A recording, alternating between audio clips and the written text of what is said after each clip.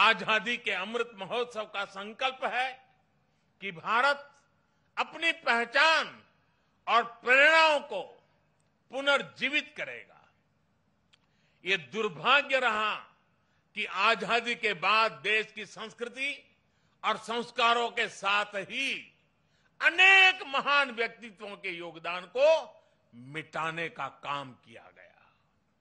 स्वाधीनता संग्राम में लाखों लाख देशवासियों की तपस्या शामिल थी, लेकिन उनके इतिहास को भी सीमित करने की कोशिश हुई। लेकिन आज आजादी के दशकों बाद देश उन गलतियों को डंके की चोट पर सुधार रहा है, ठीक कर रहा है। आप देखिए, बाबा साहब आंबेडकर से जुड़े पंच तीर्थों को देश उनकी गरिमा के अनुरूप विकसित कर रहा है। स्टैच्यू ऑफ यूनिटी आज पूरी दुनिया में सरदार वल्लभ भाई पटेल के यशगान की तीर्थ बन गई है। भगवान बिरसा मुंडा की जयंती को जनजातीय गौरव दिवस के रूप में मनाने की शुरुआत भी हम सब ने कर दी है।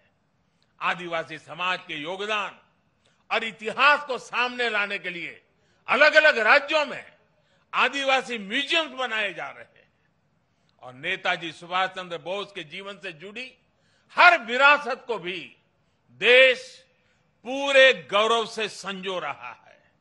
नेताजी द्वारा अंडमान में तिरंगा लहराने की 75वीं वर्षगांठ पर अंडमान के एक द्वीप का नाम उनके नाम पर रखा गया है। अभी दिसंबर में ही अंडमान में एक विशेष संकल्प स्मारक नेताजी सुभाष चंद्र बोस के लिए समर्पित की गई है। ये स्मारक नेताजी के साथ साथ इंडियन नेशनल आर्मी के उन जवानों के लिए भी एक श्रद्धांजलि है जिन्होंने आजादी के लिए अपना सर्वस्व न्योछावर कर दिया था। ये मेरा सौभाग्य है कि पिछले वर्ष आज के ही दिन मुझे कोलकाता में नेताजी के पैतृक आवास भी जाने का अवसर मिला था।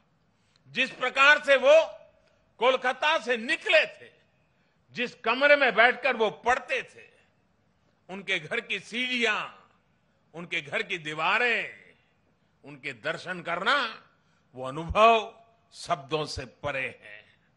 साथियों, मैं 21 अक्टूबर 2018 का वो दिन भी नहीं भूल सकता जब आजाद हिंद सरकार के 75 वर्ष हुए थे। लाल किले में हुए विशेष समारोह में मैंने आजाद हिंद की कैप पहनकर तिरंगा फहराया था। वो पल अद्भुत था, वो पल अविस्मरणीय है।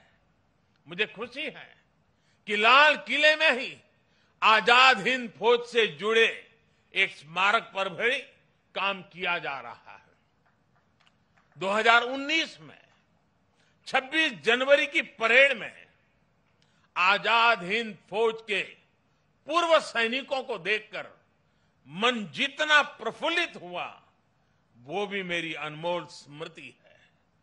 और इससे भी मैं अपना सौभाग्य मानता हूं कि हमारी सरकार को नेताजी से जुड़ी फाइलों को सार्वजनिक करने का अवसर मिला।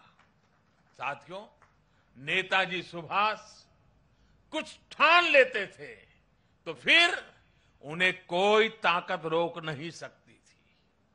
हमें नेताजी सुभाष की can do, will do spirit से प्रेरणा लेते हुए आगे बढ़ना है।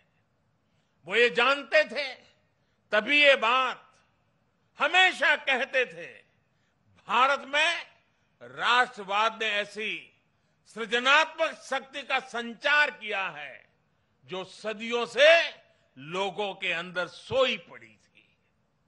हमें राष्ट्रवाद भी जिंदा रखना है, हमें सृजन भी करना है और राष्ट्र चेतना को जागृत भी रखना है। मुझे विश्वास है कि हम मिलकर भारत को नेताजी सुभाष के सपनों का भारत बनाने में सफल होंगे।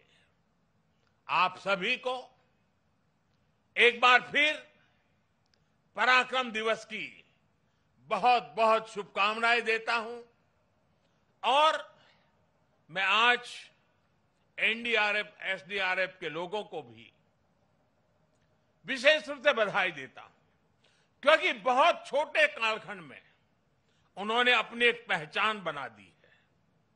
आज कहीं पर भी आपदा हो या आपदा के संबंधित संभावनाओं की खबरें हो, साइक्लोन जैसी, और जब एनडीआरएफ के जवान यूनिफॉर्म में दिखते हैं, सामान्य मानवी को एक भरोसा हो जाता है कि अब मदद पहुंच गई।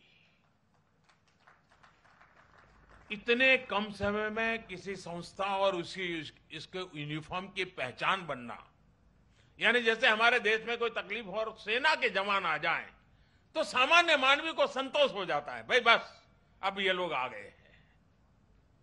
वैसा ही आज एनडीआरएफ और एसडीआरएफ के जवानों ने अपने पराक्रम से ये करके दिखाया है।